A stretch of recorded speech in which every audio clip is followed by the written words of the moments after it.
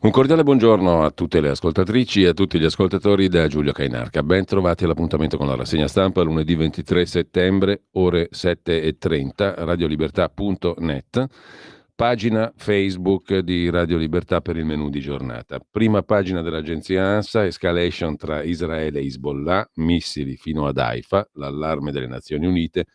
Conflitto in una nuova fase, pronti a qualsiasi scenario, dice un portavoce delle milizie sciite. Replica il premier israeliano Netanyahu: se Hezbollah non ha capito il messaggio, assicuro che capirà. Inter Milan 1-2, anziana uccisa in casa nel Modenese, si cerca il figlio. E Meloni a New York incontra i CEO, i chief executive, gli amministratori delegati di Google, Motorola e OpenAI, intelligenza artificiale.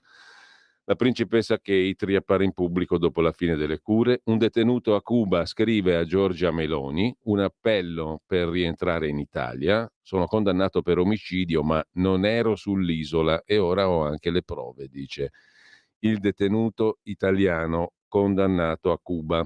Detenuto a Cuba, che scrive a Giorgia Meloni, al Presidente del Consiglio. E sempre dalla homepage dell'agenzia ANSA di stamani, Trump annuncia: se perdo non mi ricandiderò nel 2028. Comincia a mettere le mani avanti Donald Trump, mentre per la cronaca crolla il cavalcavia durante i lavori di demolizione per il Giubileo a Roma, contuso un operaio, incidente in un cantiere sulla diramazione Roma Sud della A1 all'altezza di Torrenova.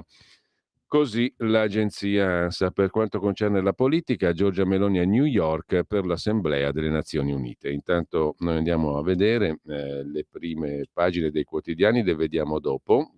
Cominciamo a dare un'occhiata ai tre articoli che troverete a giro sulla homepage di radiolibertà.net. Il primo viene da Mestre, Venezia. Lo racconta il Corriere della Sera in cronaca: una donna rapinata, se io non avessi urlato Giacomo sarebbe vivo. Giacomo Gobbato, 26 anni, è morto sabato a Mestre. La sera prima era intervenuto con un amico in aiuto di una donna rapinata, ma l'aggressore lo ha accoltellato. Ora è il tormento di Carmen. Sono devastata dal senso di colpa.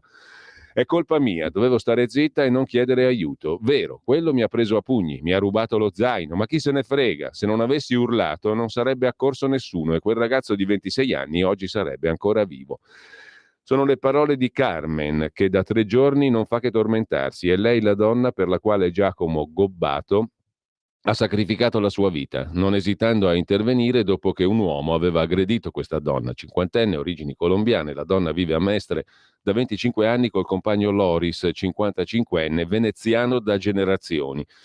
Abitano in un appartamento a 3 isolati da Corso del Popolo, dove venerdì sera la donna è stata presa di mira da un moldavo 38enne senza fissa dimora. Un gigante di 1,90 m, ricorda Carmen. All'improvviso era al telefono con Loris, cioè con il compagno. Mi ha afferrata da dietro, mi ha tappato la bocca, mi ha sferrato a freddo, 3 pugni. È ancora sotto shock Carmen, non se la sente di aggiungere altro. Mentre veniva aggredita, all'altro capo del telefono c'era il compagno, che ha sentito in diretta le stesse urla che hanno richiamato anche Giacomo Gobbato e l'amico Sebastiano. Lei era disperata, gridava: aiuto, datemi aiuto, mi ha rubato lo zaino, chiamate la polizia. Sono rimasto gelato, non sapevo che fare, dice il compagno che era al telefono con la donna rapinata. Lei mi stava chiamando per dirmi che aveva appena finito di parlare con la mamma di 87 anni, era quasi arrivata a casa. A quel punto Loris, il compagno, si precipita in strada. Avevo il cuore in gola, non sapevo cosa aspettarmi, ma mentre andavo verso Corso del Popolo l'ho incrociata assieme ad un passante. Tremava ancora, era bloccata dalla paura, le ho detto: devo andare a vedere, non posso tornare a casa e mettermi davanti alla TV. In pochi minuti è sul luogo dell'aggressione. Quando sono arrivato, Giacomo lo avevano già portato via. A terra c'era Sebastiano che si teneva la gamba insanguinata. Passano meno di 10 minuti e poco distante lo stesso uomo tenta una seconda rapina ai danni di una turista giapponese. La scena documentata da un video di 36 secondi girato da uno dei balconi su via Aleardi e acquisito dalla polizia. Sequenza breve, agghiacciante. Il 38enne brandisce lo stesso coltello col quale ha ucciso Giacomo. Si sentono le urla disperate della turista che cerca di sottrarsi all'aggressione, facendosi scudo con la borsa. Se la caverà con uno sfregio al viso. Poi l'uomo perde il coltello, viene messo in fuga da un cittadino albanese che si spaccia per poliziotto. verrà fermato alcuni minuti dopo dai poliziotti veri, recuperato anche il coltello. L'ho visto anch'io, ricorda Loris, il compagno della prima donna rapinata. Era una lama di grandezza impressionante, ancora sporca di sangue. Carmen, Loris e altri ragazzi del centro sociale Rivolta hanno condiviso anche le ore successive all'aggressione. Siamo stati in commissariato e lì è successo qualcosa di incredibile, dice Loris. Erano loro che confortavano noi. Quando è arrivata la notizia che Giacomo non ce l'aveva fatta, ci tremavano le gambe, devastati dai sensi di colpa, ma erano loro che ci facevano coraggio, in particolare la dolcissima Alice, che mi pare fosse la fidanzata di Giacomo. E poi dicono che i ragazzi dei centri sociali sono solo casinisti, ma che sono buoni come il pane. Carmen e Loris non vedono l'ora di ringraziare i genitori di Giacomo. Il papà ha detto che non li ha conosciuti ancora, eppure erano presenti anche alla manifestazione di sabato in ricordo di Jack. Siamo andati senza farci riconoscere per evitare la pressione mediatica. Ci siamo avvicinati solo a Sebastiano. L'ho abbracciato, gli ho detto mi dispiace, dovevo esserci io al posto di Giacomo, toccava a me difendere la mia compagna. Lui mi ha abbracciato e mi ha sussurrato, non ti dare colpe, siamo tutti fratelli. Se non avessi urlato, Giacomo sarebbe vivo. Il tormento di Carmen, la donna rapinata, devastata dal senso di colpa perché il suo soccorritore è stato accoltellato mortalmente ed è morto. Giacomo Gobbato, 26 anni. Secondo articolo, cambiando completamente argomento, il nodo giustizia, siamo su Il Giornale, pagina 11, Gratteri, il procuratore capo di Napoli, Nicola Gratteri, attacca la magistratura, anzi condanna tutta la magistratura, scrive il giornale, addirittura la nostra credibilità è al minimo storico. Mattarella avrebbe dovuto convincere il Consiglio Superiore della Magistratura a dimettersi. Noi magistrati siamo ai minimi storici di credibilità perché abbiamo fatto degli errori, dice Nicola Gratteri. Un j'accuse che fa rumore, ma sui mass media e tra i politici, silenzio. Beato quel paese che non ha bisogno di discutere di mala giustizia, solo che quel paese non è il nostro. Il procuratore di Napoli non è uno che lesina interventi pubblici, scrive Domenico Ferrara su Il Giornale. Ha criticato i test psicoattitudinali, la stretta alle intercettazioni, l'abolizione dell'abuso d'ufficio, la riforma del ministro Nordio, il divieto di pubblicazione delle ordinanze sui giornali e adesso, dal palco della seconda edizione di Capri d'autore, sferza l'intera categoria dei magistrati. La considerazione dell'opinione pubblica nei confronti dei magistrati non è positiva, certificata da numeri, sondaggi, oltre che da quel referendum abrogativo sulla responsabilità civile dei magistrati approvato nel 1987 dall'80% degli italiani e trasformato dal Parlamento in qualcosa di più dolce. Cosa ha detto ancora Gratteri? Avevo detto che il Presidente della Repubblica, parlando del caso Palamara, deflagrato nel giugno 2019, inchieste, nomine pilotate e via dicendo, avevo detto che il Presidente Mattarella avrebbe dovuto convincere i componenti del Consiglio Superiore della Magistratura a dimettersi, perché sul caso Palamara bisognava lanciare il messaggio alla gente che si stava voltando pagina, che si faceva un taglio netto.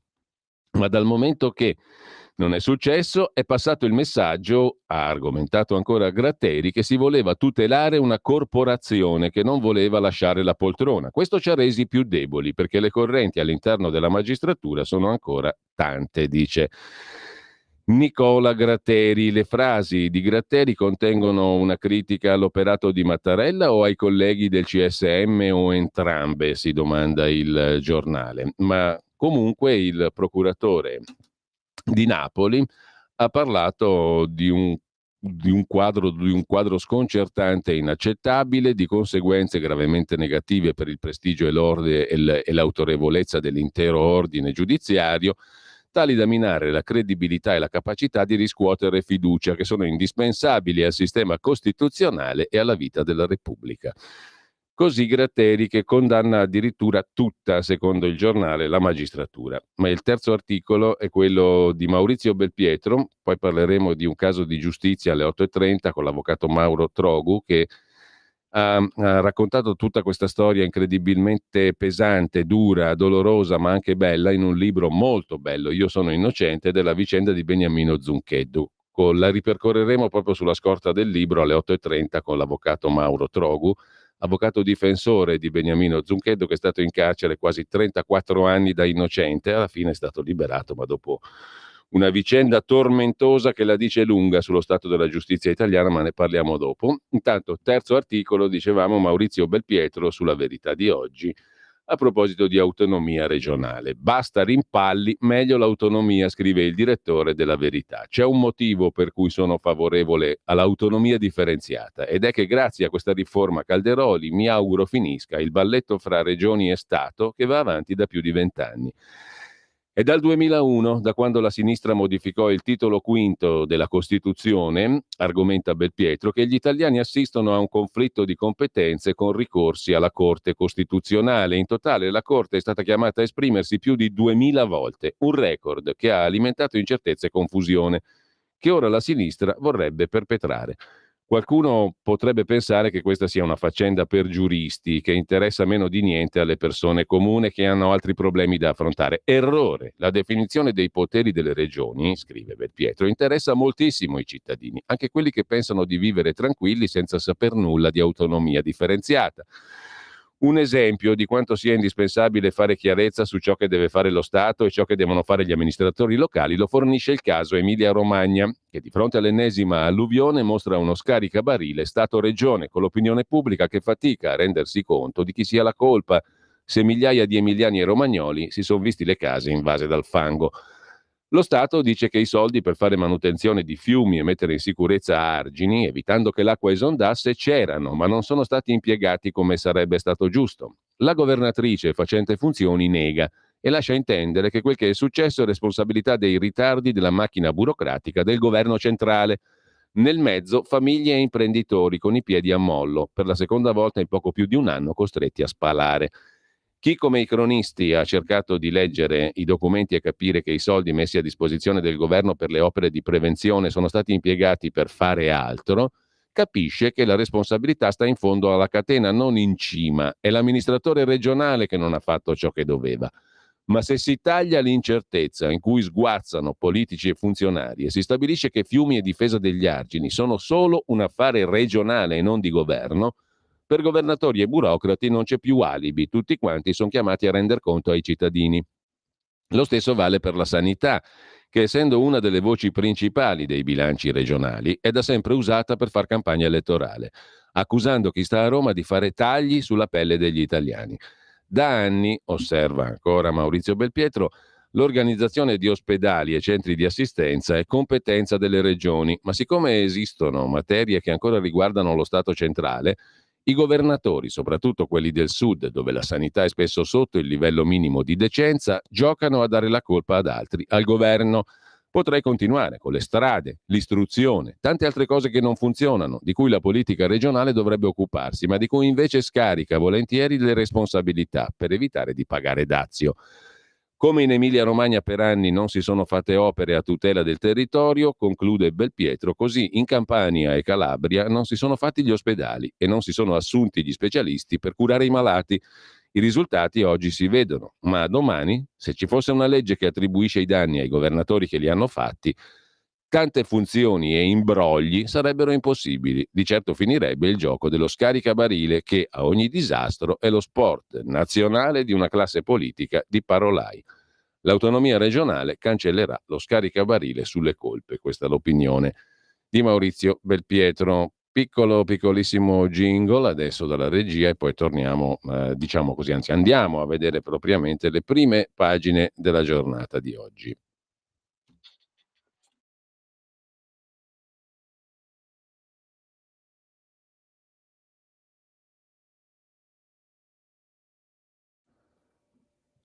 Prima pagina del Corriere della Sera, battaglia Hezbollah-Israele, dubbi sulla sorte di Sinwar, il leader di Hezbollah, o meglio di Hamas. Il comandante in Libano, il comandante italiano in Libano parla di scenari imprevedibili.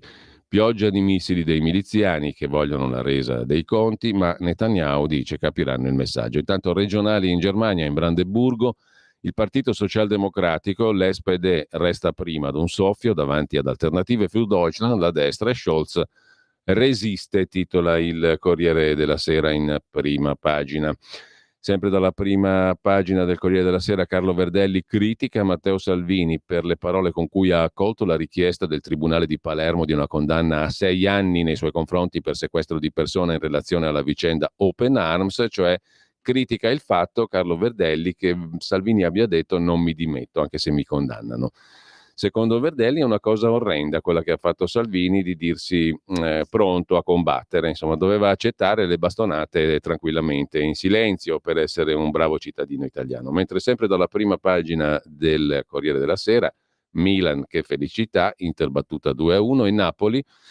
Il boato, il crollo della palazzina, una famiglia distrutta, 3 vittime, dispersa la nonna. Il data room di Milena Gabanelli con Massimiliano Del Barba sulla viabilità del nord e i costi per il pubblico, la Brebe Mi, la tangenziale esterna milanese TEM, la pedemontana lombarda e veneta, 5 miliardi e 600 milioni di perdite, debiti per i concessionari a rischio crack che adesso battono cassa allo Stato, cioè alle tasche nostre, pedaggi ai privati quindi e costi al pubblico, secondo il data room di Gabanelli e Del Barba. Sarà questa la morale vera della favola? A saperlo. Il Fatto Quotidiano mette in prima pagina, in apertura, le destre che con Costa, Enrico Costa, ex Azione, tornato in Forza Italia, prendono anche la giunta per le immunità, altro che garanzia, aspetta alle opposizioni, ma lui dice non c'è automatismo, una cosa che appassiona il popolo oltre ogni modo.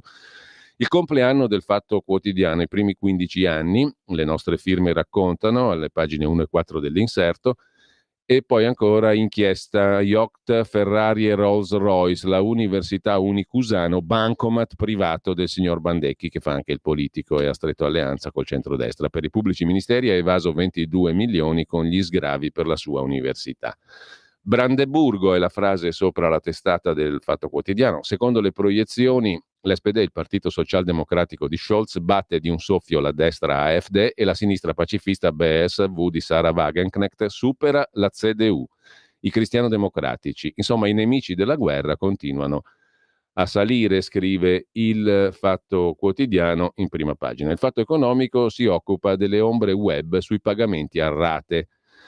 $1 in anticipo, poi $1 alla settimana, era il 1856 e con questo slogan la Singer, piccola azienda statunitense di macchine da cucire, fondata 5 anni prima, lanciò il pagamento rateale di massa. Le sue macchine non erano né le migliori né le più economiche, adesso siamo sul web.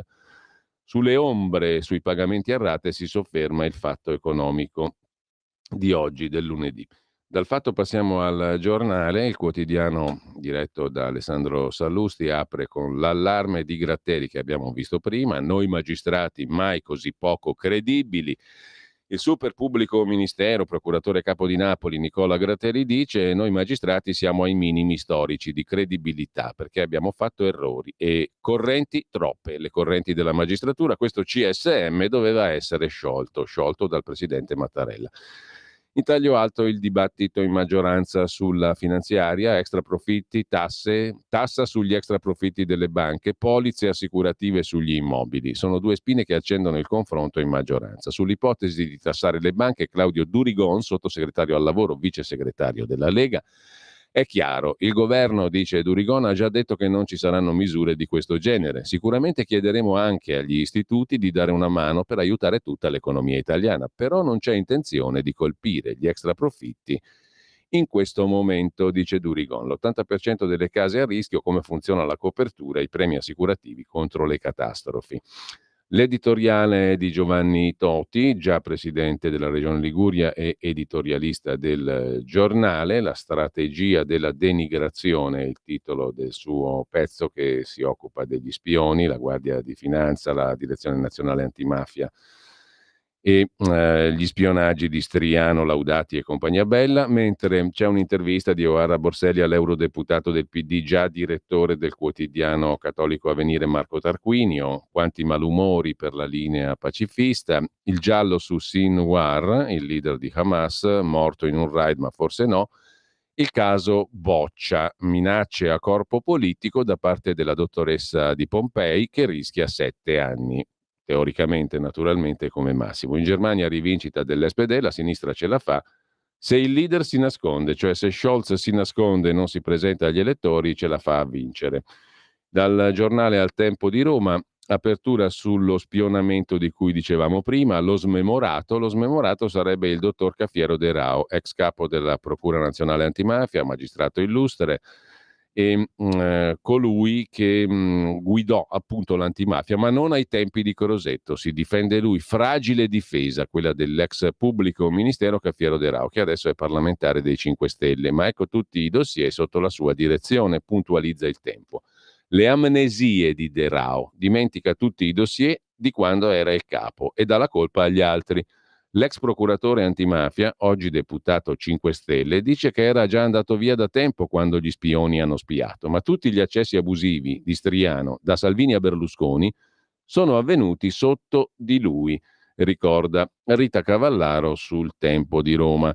C'è anche sulla questione degli spioni una bufera in Vaticano, spunta l'ultima cena per incastrare il cardinale Becciu, il cardinale è registrato a sua insaputa al ristorante, così il complotto è servito su un piatto d'argento al Papa. Intanto quello di De Rao commenta il componente della Commissione parlamentare antimafia e il senatore di Forza Italia Maurizio Gasparri, è un pizzino astriano, il presunto spione, tra loro un rapporto stretto. Si dimetta, chiede Gasparri. La vendetta del non poteva non sapere è il titolo del commento del direttore del Tempo, Tommaso Cerno, evidentemente abituato a ritrovare tutto negli archivi. L'ex PM Cafiero De Rao non dà prova di buona memoria e finge di non ricordare, oggi che è parlamentare 5 Stelle, che il grosso dei dossier di Striano e compagnia, gli spioni finora conosciuti, vengono dalla sua era.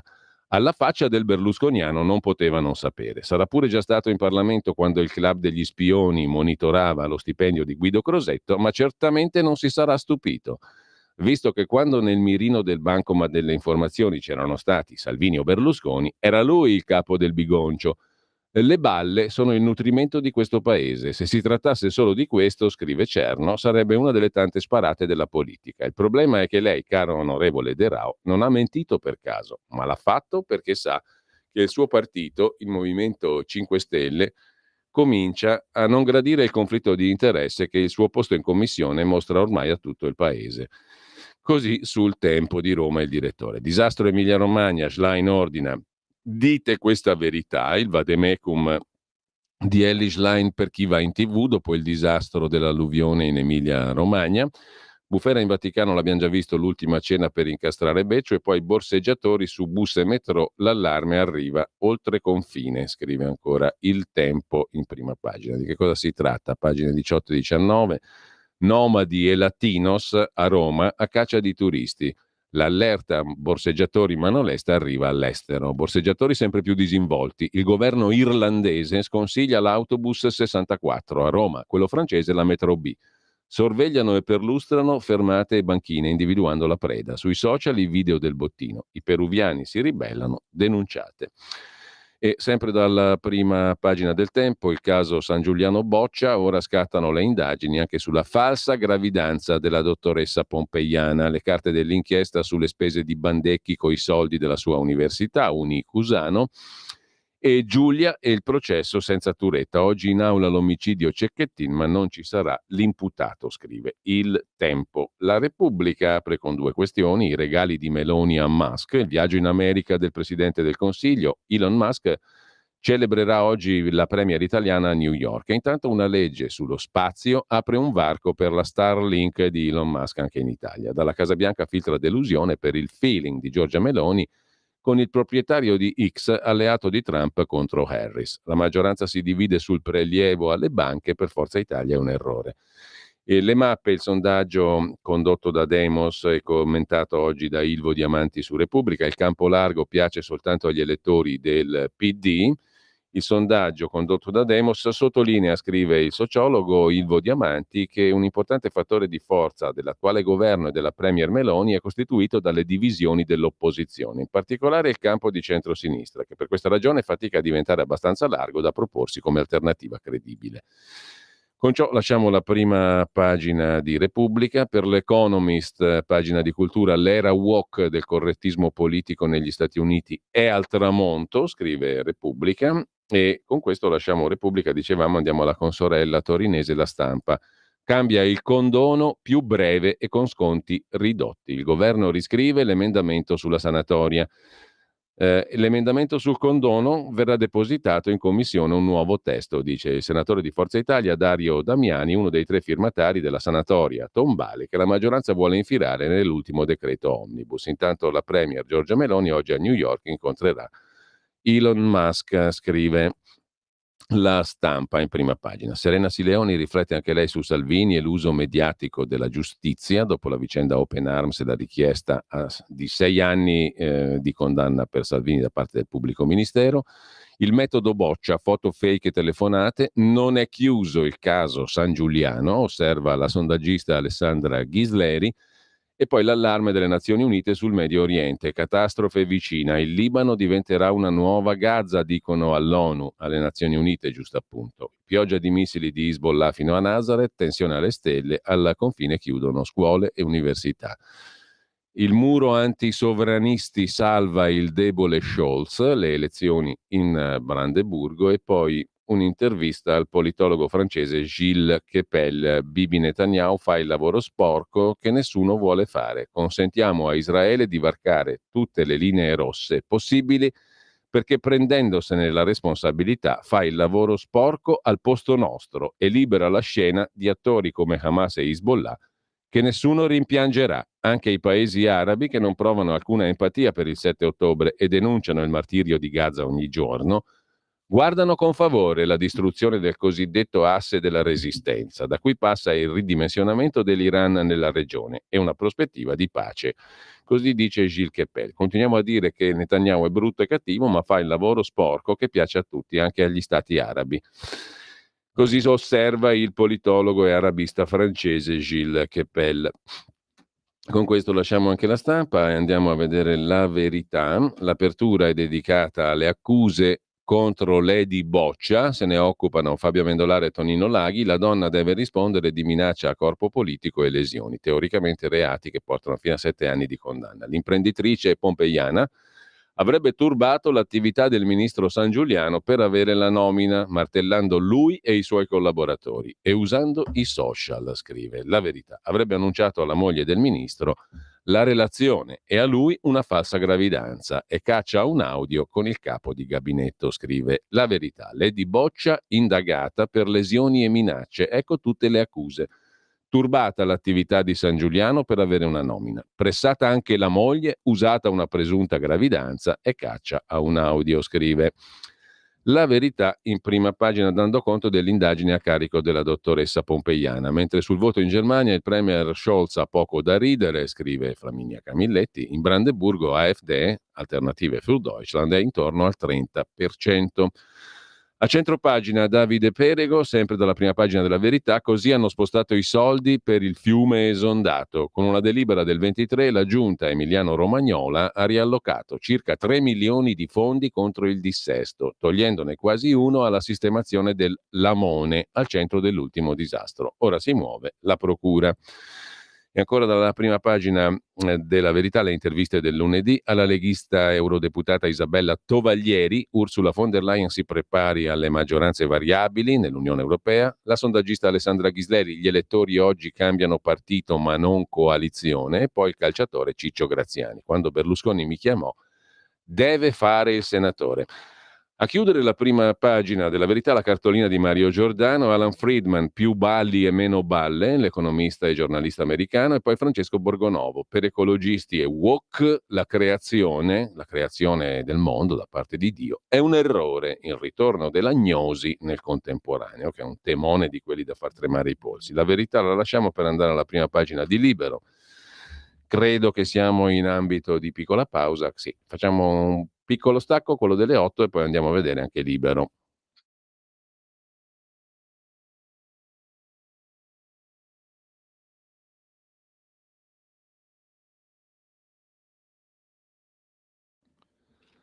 Libero, Salvini porta Orban sul pratone di Pontida, l'annuncio del premier ungherese, la figuraccia di Repubblica, sottolinea Libero in taglio alto con l'articolo di Enrico Paoli a pagina 6. E boom di firme per Salvini, la mobilitazione della Lega.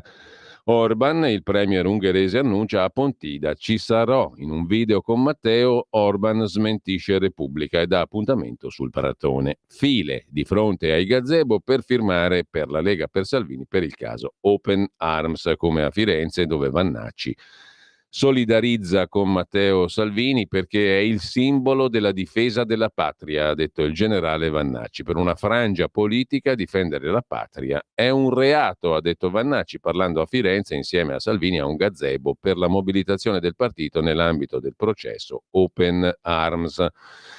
E Vannacci ha firmato in solidarietà di Salvini. Per la sinistra, ha detto Vannacci, i confini li dobbiamo aprire, deve entrare chiunque e chiunque fa il suo lavoro e sia aderente all'articolo 52 della Costituzione, la difesa della patria, sacro dovere per ogni cittadino, figuriamoci per un ministro, questo per la sinistra non va bene. Ho piena fiducia nella magistratura, ha detto Vannacci, sono convinto che Salvini dimostrerà la sua innocenza e che la magistratura glielo riconoscerà. Un mio partito sono tutte panzane, farloccherie, dice Vannacci, a cui piace molto questa parola, farloccherie, messe in giro per far credere che io e Salvini non andiamo d'accordo e che non siamo in sintonia. Io e il ministro non ci sentiamo spesso, ci mandiamo qualche messaggio ogni tanto, ma non abbiamo bisogno di sentirci. Siamo sincronizzati in automatico io e Salvini, ha detto Vannacci. E con questo, dalla prima pagina di Libero, segnaliamo anche il titolo propriamente d'apertura: la crisi nera della Germania, Scholz si salva per un soffio, la destra di Alternative für Deutschland arriva al 30% e sfiora il sorpasso sui socialisti. Crolla la CDU. È la reazione al collasso dell'industria e alle politiche dell'Unione Europea. Lo sfogo di Tajani dopo la lettera di Marina Berlusconi, calunnie su di me e sui Berlusconi, scrive Libero in prima pagina, l'articolo di Pietro De Leo: Tajani si sfoga, basta calunnie su di me. Falso dire che facciamo tutto per i Berlusconi e io non ho due vite né due famiglie, non vivo nel lusso. E sempre dalla prima pagina di Libero, la foto di Giuseppe Conte, gli ebrei d'Italia, Conte, frasi pericolose, scontro tra il 5 Stelle Conte e la comunità ebraica, scrive Libero.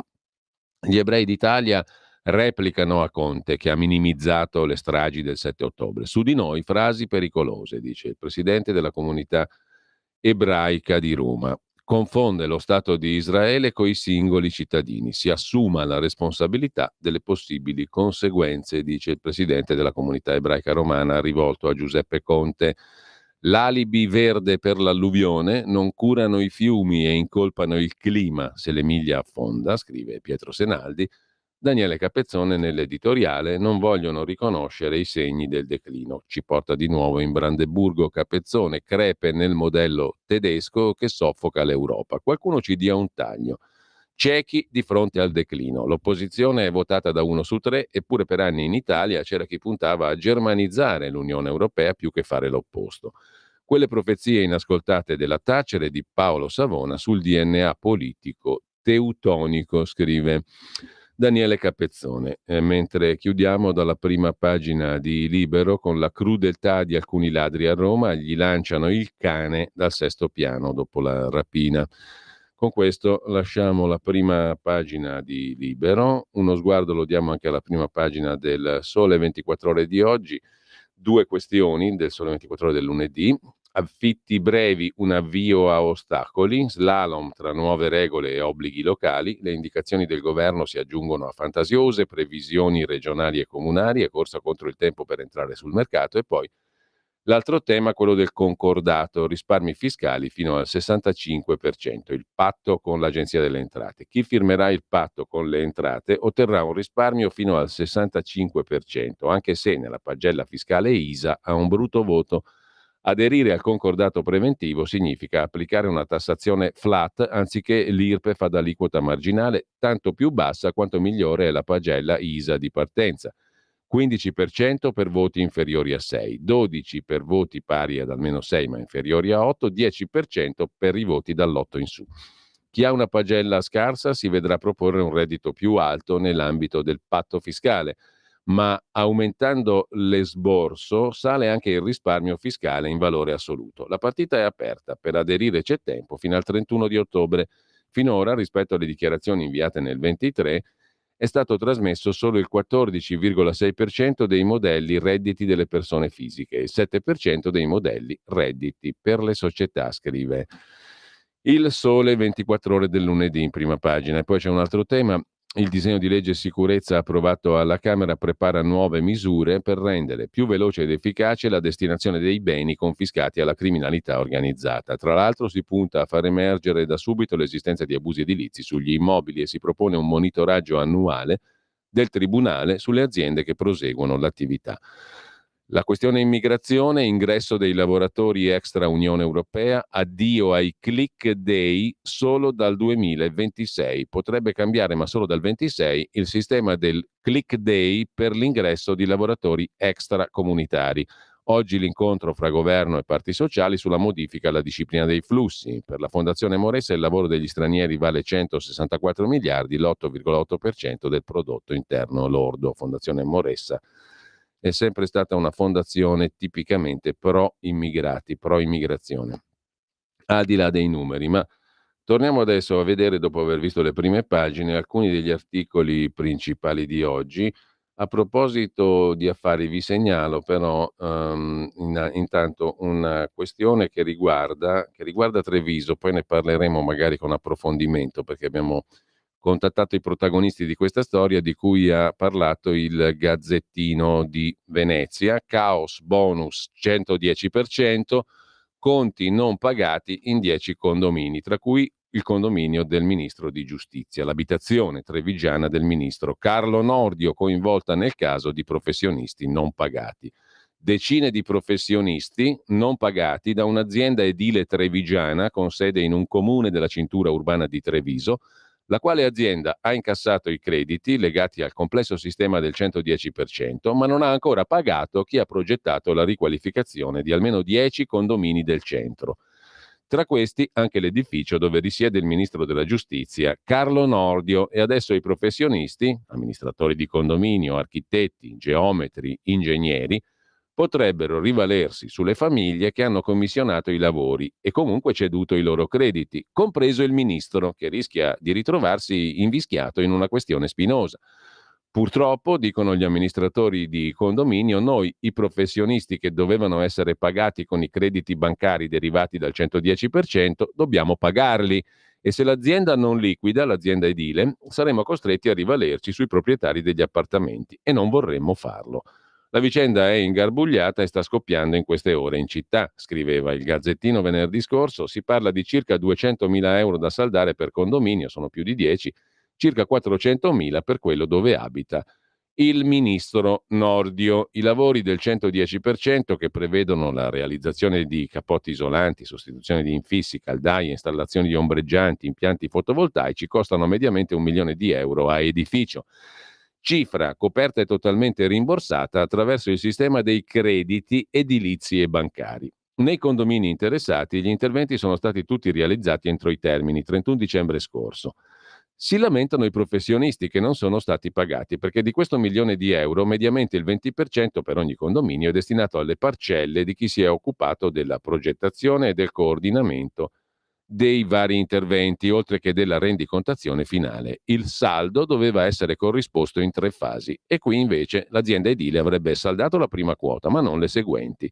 E gli professionisti sono rimasti a secco. Così raccontava venerdì scorso, e poi c'è stato un articolo anche di sabato, il quotidiano locale, il Gazzettino. Ma la vicenda, diciamo, ha una sua valenza generale ed è una delle questioni legate al 110%. Intanto andiamo a vedere gli articoli di oggi. Vi segnalo molto rapidamente, perché abbiamo pochi minuti da qui alle 8:30, ma c'è poi anche il ritorno della rubrica con Carla De Bernardi, la grande città, in una versione un po' diversa perché abbiamo finito le passeggiate, abbiamo finito di riferirci ai libri di Carla De Bernardi su come girare per Milano, con gli itinerari e tutto il resto, ma questo non vuol dire che abbiamo finito di raccontare questa città in una chiave che non è solo cittadina, ma generale, per poter interessare un po' tutti. Intanto ne riparleremo alle 9:15 con Carla De Bernardi. Nel frattempo, dal quotidiano bresciano Brescia Oggi, TikTok e chat 4 ore al giorno. I giovani bresciani schiavi dei social. 1 su 10 ha sviluppato dipendenza e questo porta all'aumento dell'utilizzo notturno. Dicono gli esperti, le famiglie intercettino i segnali e stiano vicine ai figli. 4 ore al giorno mediamente. I giovani bresciani. Sul Corriere della Sera vi segnalo l'articolo da Berlino di Mara Gergolet su Scholz, la rimonta del suo partito socialdemocratico, ma con lui lontano dai comizi, cioè se Scholz non si fa vedere i socialdemocratici qualcosa guadagnano. Questo dà fiato al cancelliere tedesco per ora, ma c'è un'intervista a Gordon Repinski, direttore di Politico Berlin e star, così viene definito dal Corriere, del giornalismo politico.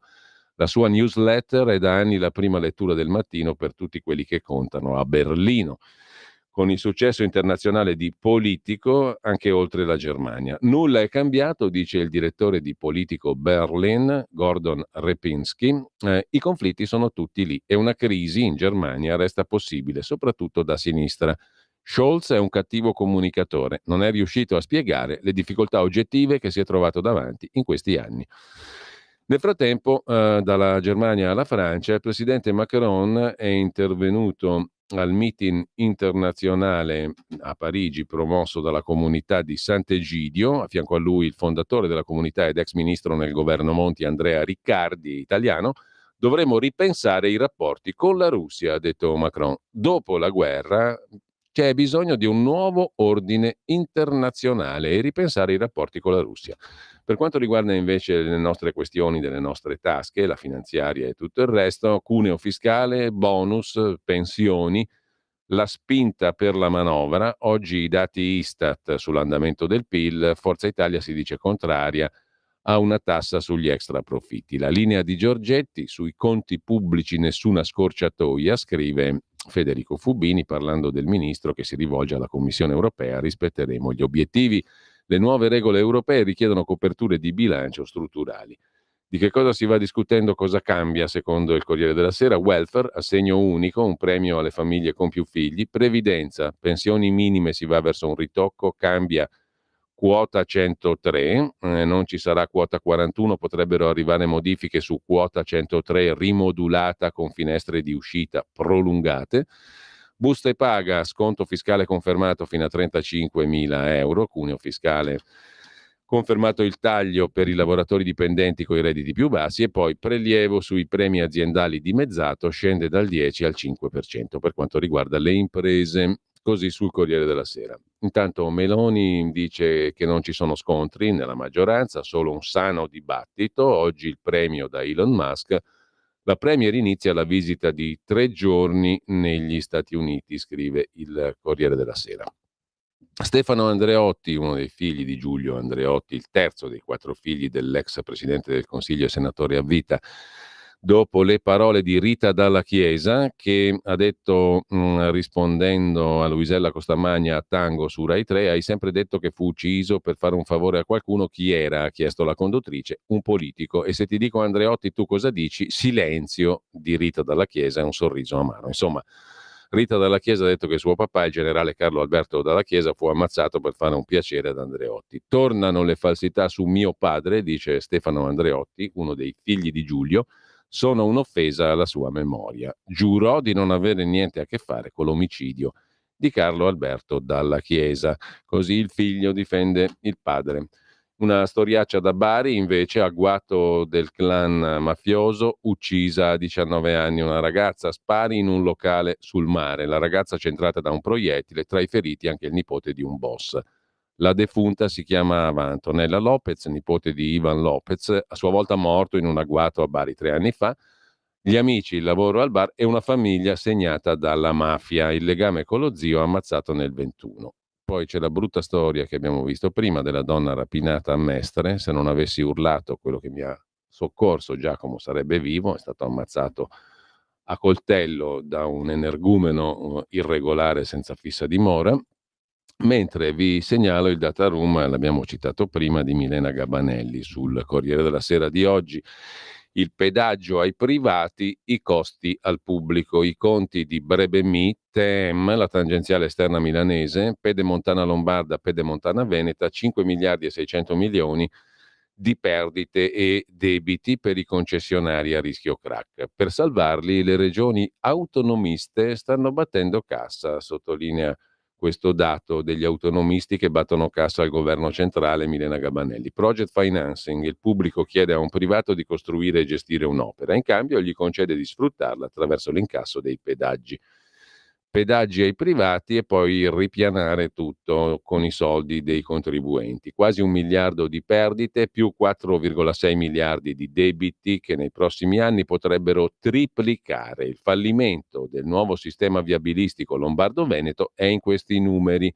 Fallimento contabile perché le infrastrutture in questione, autostrada Brescia-Bergamo-Milano, tangenziale esterna milanese e le due pedemontane Lombarda e Veneta, continuano a collezionare pessimi risultati di bilancio. Fallimento politico perché sono strade semideserte, visti i pedaggi extralusso, e tutte figlie di un disegno comune, il project financing, la soluzione evocata in tutti quei casi in cui le risorse pubbliche scarseggiano, cioè il pubblico chiede a un privato di progettare, costruire e gestire l'opera.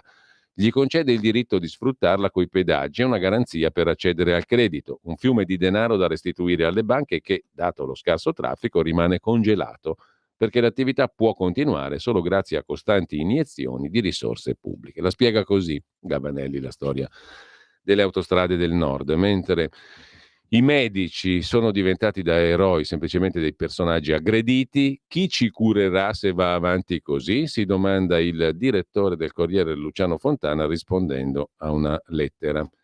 Glauco Mauri, siamo alla pagina degli spettacoli del Corriere della Sera, continua a recitare a 94 anni, è nato a Pesaro nel 1930 come Ray Charles, che nasceva oggi nel 1930 e sarà la colonna musicale, se ascoltiamo dei brani stamani, di oggi appunto, Ray Charles. Ebbene, Glauco Mauri è nato nello stesso anno di Ray Charles, fa 94 anni ed è ancora in scena a teatro. Con il teatro supero il dolore. Porto in scena un testo di Wilde, lo dedico a Sturno, compagno di vita. Alla mia età è difficile fare le tournée tra valigie e alberghi che cambiano ogni sera. L'attore firma anche l'adattamento teatrale del De Profundis di Oscar Wilde. Sulla cronaca milanese del Corriere della Sera, girotondo di residenti per difendere lo stadio di San Siro dalla minaccia delle ruspe, gli abitanti si dicono pronti a mobilitarsi in 10.000 contro la demolizione dello stadio di San Siro. Una cosa curiosa racconta il Corriere della Sera in cronaca lombarda: la Stalingrado d'Italia, cioè Sesto San Giovanni, fu salvata dal Terzino del Duce, la città più rossa d'Italia, più comunista, salvata dall'amico di Mussolini. Nel 1947 Eraldo Monzeglio, terzino della Bologna e della Roma, amico di Mussolini, allenò a Sesto San Giovanni evitando la retrocessione. Dalla cronaca torinese, invece, del Corriere della Sera, Mala Movida e Baby Gang, in centro e a San Salvario tornano i ladri di Collanine, una pensionata e un turista rapinati in via Belfiore e in piazza Castello. Nelle ultime settimane a Torino, scrive il Corriere della Sera, sono tornati in azione i rapinatori di catenine d'oro nelle strade del centro e a San Salvario.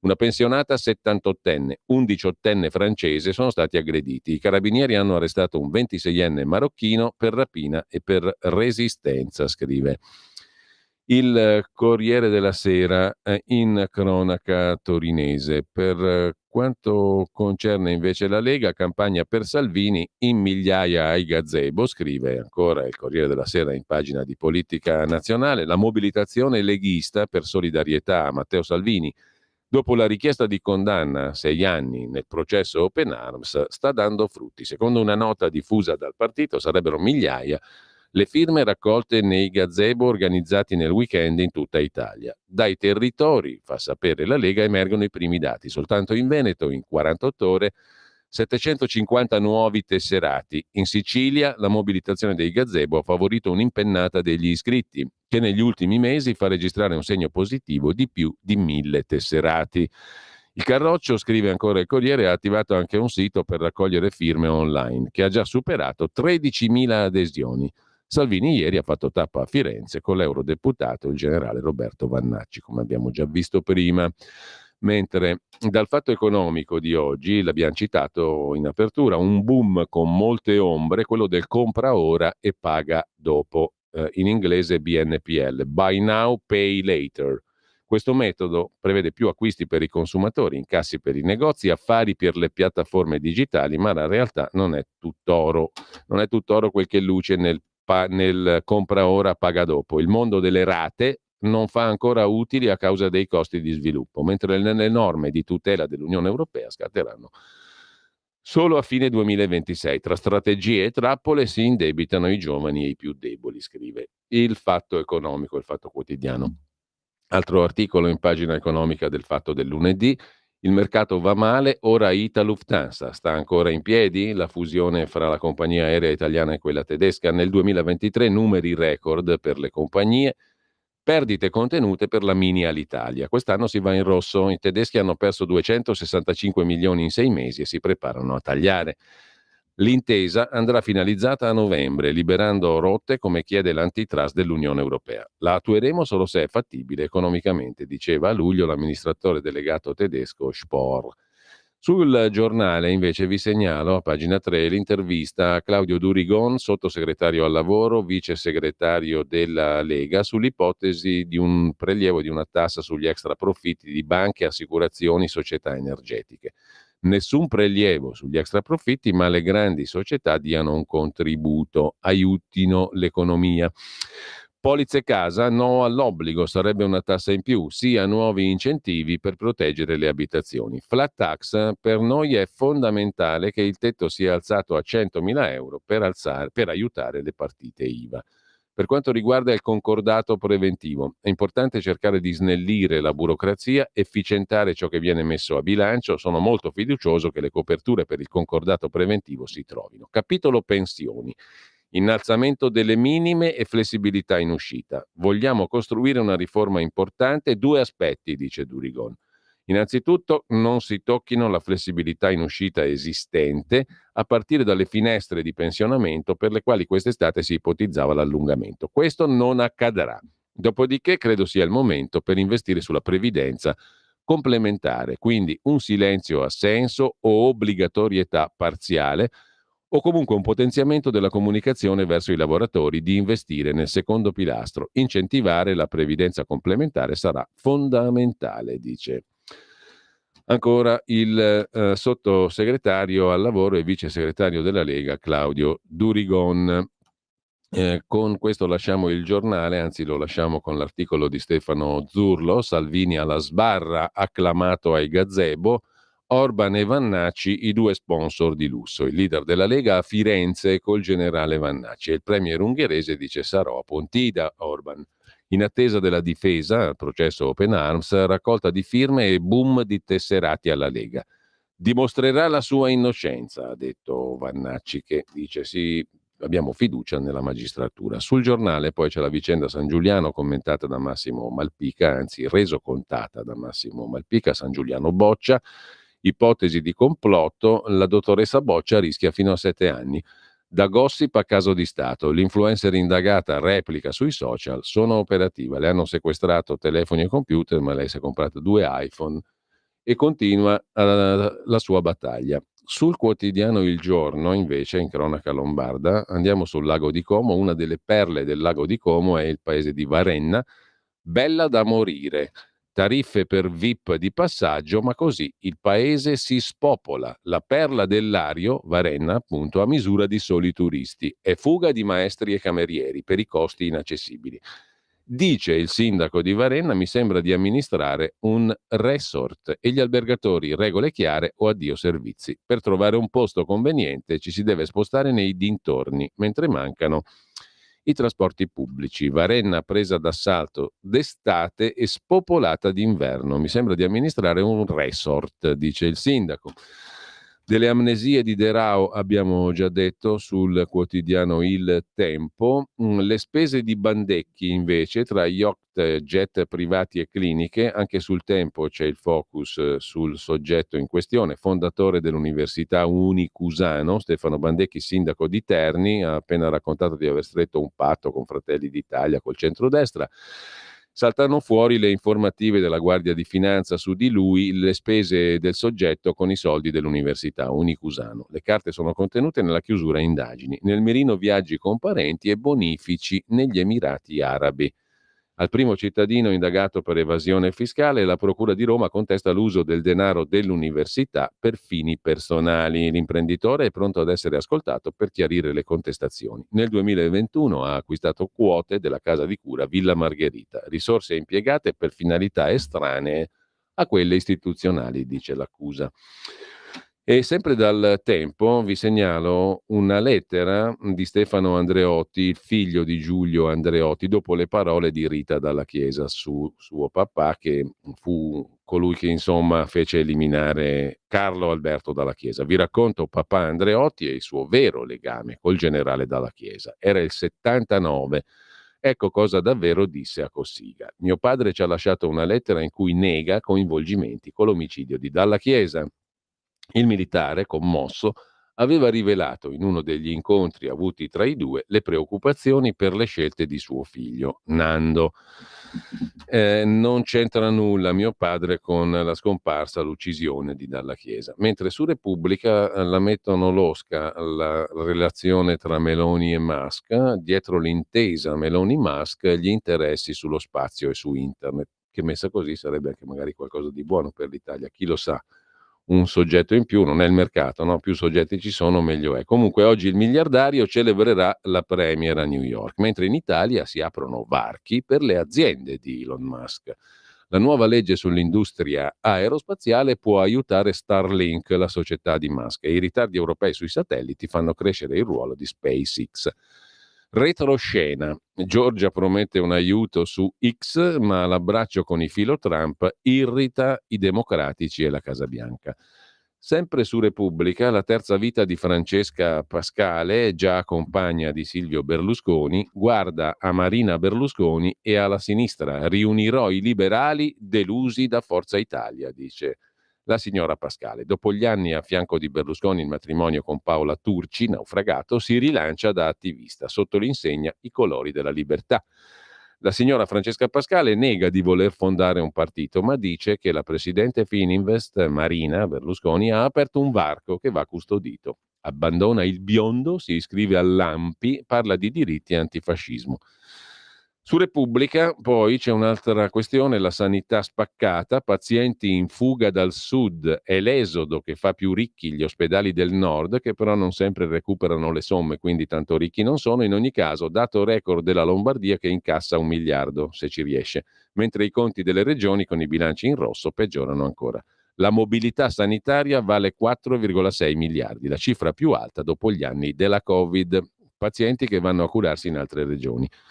Sulla Stampa di Torino, poi andiamo a pausa musicale, alle 8.30 invece avremo con noi tra pochi minuti l'avvocato Mauro Trogu per parlare della vicenda di Beniamino Zuncheddu e del libro Io sono innocente, edito da De Agostini, su questa storia incredibile ma vera. Per quanto concerne la finanziaria, dicevamo, sulla Stampa di Torino, sconti ridotti per il condono, niente sanatoria sull'IVA, mancano le risorse sull'IRPEF. Cioè la Stampa ci racconta che come ogni anno abbiamo qualche problemuccio a trovare le risorse, poi sempre la finanziaria si riesce a fare comunque. Aldo Cazzullo ha scritto un altro libro sulla Bibbia, il Dio dei nostri padri, il grande romanzo della Bibbia, bellissimo e straordinario naturalmente. E con questo noi ci fermiamo un attimo omaggiando Ray Charles, che nasceva proprio oggi come Glauco Mauri nel 1930.